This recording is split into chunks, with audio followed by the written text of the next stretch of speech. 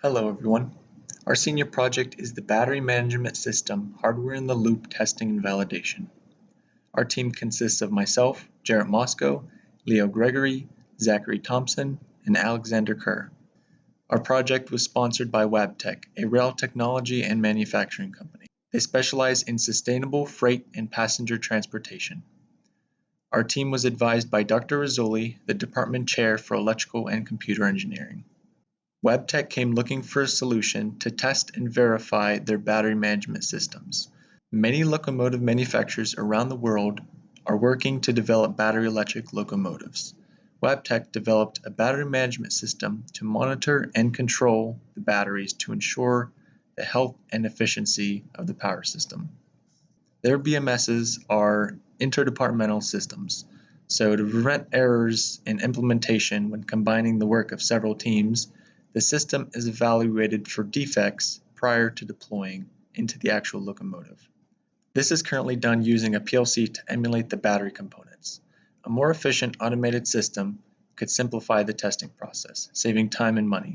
This is what Wabtec asked us to do.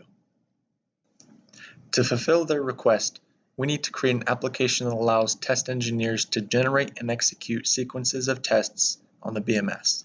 Here is our initial system design. The user interacts with the system through a MATLAB application to serve as the GUI.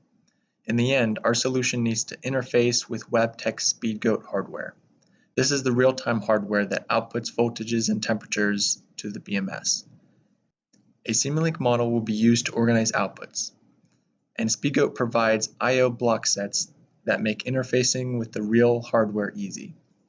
Because Wabtec has access to the real-time hardware, they will be implementing our software with the SpeedGoats and BMS. Our software is this section. We create the interface, all of the code required to build, edit, and run test sequences, and code to monitor the behavior of the BMS. The code we create will be called by the GUI class code. One of the functions we will make is the report generator, which combines and formats all the test data after a test sequence has run into one PDF report. Let's take a look at our implemented solutions. This is the interface that a test engineer will use to create a test sequence. They have the option between predefined tests and custom time series input. To create a test using a predefined time series, simply input the parameters and a script generates the time series to test these threshold values. That test is added to the test queue. To create a custom test, a user can build their own time series using this table. If the user wants to reorder or delete a test, that can be done using these buttons. After a test sequence is made, the next tab is used to start the queue and show live results of the test. The next tab allows the user to input information to be used in the generator report. This includes notes about the tests to add additional context to the report. Here's a look at our generator report. Wabtec asked for a concise report to be generated after tests have been run. Here is a look at the Simulink model. As you can see, the system consists of 3 defined subsystems that have a few extra blocks. Let's start with the input signal subsystem.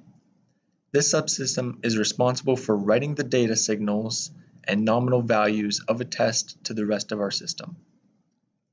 The outputs of the input signal subsystem are sent to the model under test and reference model simultaneously. The model under test can either be a Simulink subsystem that Wabtec inputs, or the I/O block set from SpeedGoat to interface with the hardware-in-the-loop components. It receives both our data and nominal signals and returns fault statuses for the BMS system under test. The reference model subsystem consists of 2 subsystems with multiple components. The test model reference generates the expected faults of the system based on the data signal and test parameters. The level router acts to guide the result signal to the correct output.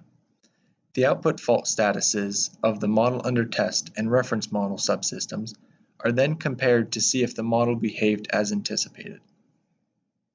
We extract the actual and expected fault signals along the pass-fail status. With that, thank you for watching. Additional resources about our project can be found on Penn State's website.